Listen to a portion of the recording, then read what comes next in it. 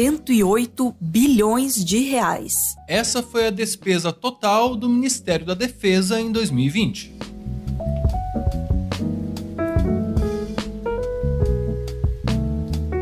O valor faz do Brasil a 13ª nação em gastos militares no mundo e a mais capaz potência bélica da sua região, de acordo com o levantamento do Instituto Internacional de Estudos Estratégicos de Londres. O orçamento corresponde a 42% de tudo que se despende na América Latina e no Caribe. Proporcionalmente, no entanto, o país desembolsa R$ 561 por habitante, contra 990 da vizinha Colômbia, que ainda lida com focos de uma guerra civil que dura 60 anos. O Brasil tem hoje um efetivo de cerca de 370 mil militares.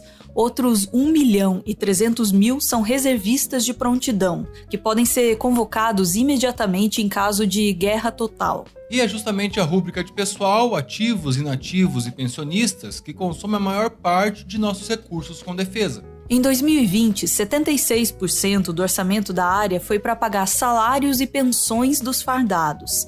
Na França, para fins de comparação, esse percentual girava em torno de 45% em 2016. E quanto mais se gasta com pessoal, menos sobra para investir em veículos, armas e equipamentos. A Marinha Brasileira conta, por exemplo, com 85 mil militares, contra 35 mil da francesa. Ao mesmo tempo, em termos de navios e submarinos, a frota do país europeu representa o dobro da nossa. É claro que existem questões de território. O Brasil é um dos únicos países do mundo, junto com China e Rússia, a ter fronteiras terrestres com 10 ou mais nações. Tem também uma costa gigantesca para ser patrulhada. Mas, de acordo com o professor Juliano Cortinhas, do Instituto de Relações Internacionais da Universidade de Brasília, nem o tamanho do nosso litoral justifica o grande contingente da Marinha. Em uma entrevista para a BBC no ano passado, ele ironizou. Os militares argumentam que nosso efetivo precisa ser grande porque o território e litoral do Brasil são muito maiores. Mas do que adianta com poucos navios? Vamos proteger a costa a nado? No Exército Brasileiro, o salário base de um soldado recruta é de pouco mais de R$1.000. O de um general ultrapassa os 13 mil. A reestruturação da carreira dos militares, sancionada pelo presidente Jair Bolsonaro no fim de 2019, vai aumentar essa diferença. Na prática, ela vai reajustar os ganhos dos generais em 73%, enquanto as baixas patentes ficam com apenas 12% de aumento. Foi uma decisão, digamos, controversa. Se nós queremos um país melhor, nós temos que olhar macro e não micro. E o que está acontecendo com o Ministério da Defesa, que eles estão olhando o micro, 18%. Eles estão olhando para 18%. E o restante da base, que se tiver uma guerra, se tiver aí uma briga, se tiver uma guerra civil, quem vai para lá, quem vai lá, homem a homem, são os graduados. E aí são tratados como lixo. Nas Forças Armadas, o oficialato desfruta de uma série de regalias, como moradia gratuita em vilas militares espalhadas pelo Brasil. No caso dos generais, eles têm direito também a motorista próprio, ajudante de ordem, secretária e um taifeiro, um tipo de assessor pessoal que faz serviços domésticos. Em 2020, enquanto a maior parte do país sofria com os efeitos da pandemia, as Forças Armadas adquiriram, com dinheiro público, pelo menos 700 toneladas de picanha e 80 mil cervejas, itens que provavelmente foram destinados às altas patentes. Só o custo de 3.500 dessas garrafas de cerveja das marcas Stella Artois e Heineken poderia bancar todas as refeições de um soldado por 10 anos. Isso porque, nas unidades militares, existe uma distinção severa entre o que comem os praças e o que comem os oficiais. O professor Juliano Cortinhas trabalhou por 4 anos no Ministério da Defesa. Em uma entrevista para o jornal Brasil de Fato, ele lembrou: existiam 3 restaurantes diferentes. O das baixas patentes ficava no subsolo, em um ambiente bastante ruim. Existia um refeitório no 2º andar para oficiais superiores, até o nível de coronel. E os generais almoçavam no 6º andar, uma comida completamente diferenciada, com pratos internacionais e por vezes havia bebida alcoólica. Embora estritamente a base de vencimentos dos oficiais esteja bem abaixo da de algumas carreiras civis, como a de servidores do Legislativo e do Judiciário, militares também podem gozar de super salários. um levantamento publicado pela agência pública mostrou que, em 2017, 713 remunerações mensais de membros das Forças Armadas ficaram acima do teto constitucional, que na época já era de quase R$ 34 mil. O maior pagamento feito em um único mês foi o de um tenente-coronel do Exército, que embolsou mais de R$ 226 mil. A justificativa foi de que o valor tratava de ordenados atrasados.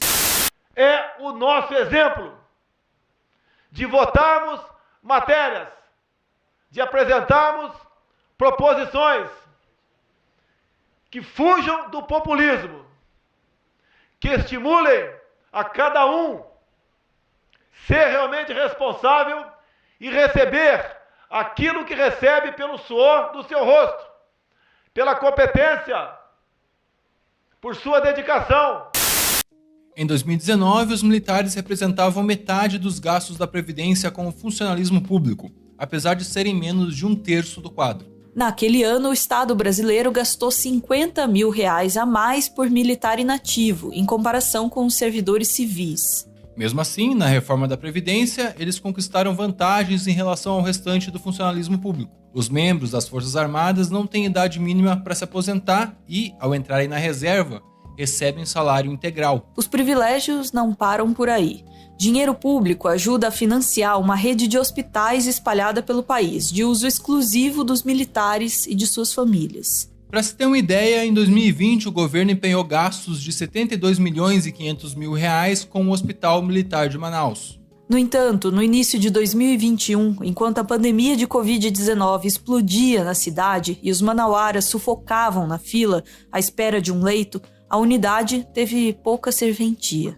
No dia 6 de fevereiro, 406 pessoas esperavam por uma vaga clínica ou de UTI na capital do Amazonas. Enquanto isso, o Hospital do Exército tinha 51 leitos desocupados, mas que não puderam ser usados pelos paisanos.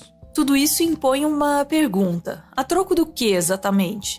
Afinal, o Brasil não vê seu território ser ameaçado desde 1865 na Guerra do Paraguai. Até mesmo o general Augusto Heleno, que liderou a missão de paz das Nações Unidas no Haiti de 2004 a 2005, já admitiu que antes disso talvez não tivesse muito o que fazer no exército. Ele disse: "Eu era um médico sem doente. A missão de paz foi o doente da minha carreira." O Ministério da Defesa justifica os altos gastos com pessoal por conta do acúmulo de funções desempenhadas pelas Forças Armadas no Brasil. A pasta cita operações para levar água ao semiárido nordestino, a construção de estradas, o transporte de órgãos e o controle de tráfego pela Força Aérea. Poderia falar também das supostas operações contra o desmatamento na Amazônia. Em 2020, o governo gastou R$ 530 milhões para mobilizar tropas e conter a devastação da floresta.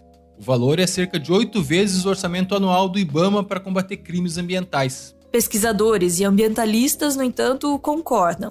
A opção por colocar militares para fiscalizar estradas e rios é muito mais cara e menos eficiente do que as medidas utilizadas pelo IBAMA, que usa satélites para detectar focos de devastação e queimadas. Não parece mesmo ter dado muito certo. Sob o cuidado dos fardados, no ano passado, a Amazônia registrou a pior taxa de desmatamento em 12 anos. O general e vice-presidente Hamilton Mourão, também presidente do Conselho da Amazônia Legal, considerou o desempenho satisfatório. Na realidade, o que nós estamos fazendo está dentro do programado. Agora, tem coisas que eu não consegui resolver ainda. Regulação fundiária, vocês já me viram falar aqui 500 vezes, eu não consegui avançar. Então eu já falei, é minha responsabilidade, eu tenho que dar um jeito nisso aí. Não tivemos o sucesso, vamos dizer o seguinte, foi menos pior. Essa é a realidade. Podia ser pior ainda. Desde que Bolsonaro assumiu a presidência, os militares se empenham também em uma outra tarefa: ocupar o governo central. Segundo o Tribunal de Contas da União, também em junho de 2020, mais de 100 mil oficiais ocupavam cargos de nomeação política no Executivo Federal, dobrando o número da gestão de Michel Temer. Desses, cerca de 3 mil eram militares da ativa, acumulando 2 empregos públicos. Sobre isso, o jornalista Denis Russo-Bugerman fez talvez o comentário definitivo. Em um texto publicado na revista Época, ele escreveu: "Imagine se 3 mil professores da rede pública ou 3 mil médicos do SUS deixassem suas atribuições para trabalhar no governo. Educação e saúde colapsariam." Como é possível que as Forças Armadas, que têm orçamento de ordem de grandeza semelhante, possam prescindir de tantos dos seus servidores? E arrematou. Para além da conversa orçamentária, que seja possível destacar 3.000 pessoas de uma grande organização estatal para que elas desempenhem outra função no governo, é prova meio inegável de que está faltando o que fazer no quartel.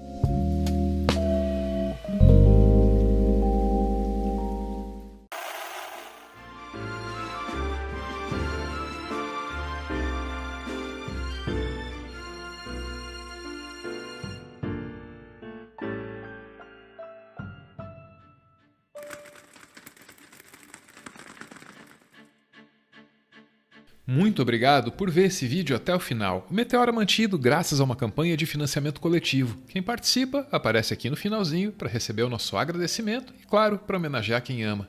Hoje a gente vê aí o Thiago, acompanhado da Paula, que faz aniversário nesse 21 de maio. Diz ele: Paula, Paulinha, Pou, Ponete, quero mostrar para o mundo que o amor salva. Te desejo muito amor nesse novo ciclo que se inicia. A vida anda muito dura, hostil, mas eu não tenho dúvidas que juntos somos mais fortes. Sou muito feliz por compartilhar a vida com você. Agradeço cada risada, abraço, beijo, conversa, carinho. Te amo e te amo. Um beijo pra lá de estalado. Beijo, gente. Valeu!